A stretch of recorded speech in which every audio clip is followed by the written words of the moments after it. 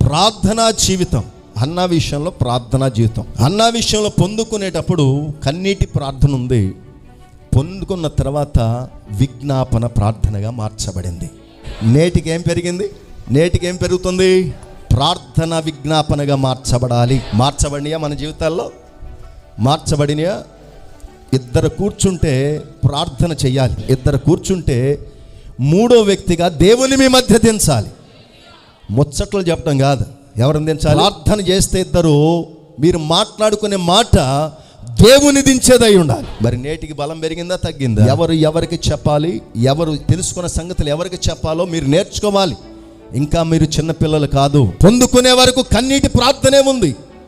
పొందుకున్న తర్వాత విజ్ఞాపన ప్రార్థనగా మార్చబడింది. విజ్ఞాపన ఉందా? ఏ ప్రార్థనగా మార్చబడింది? ఇప్పుడు రానున్న దినాల్లో ప్రార్థనగా మార్చబడిందా? ముచ్చట్లుగా మార్చబడిందా? నేటి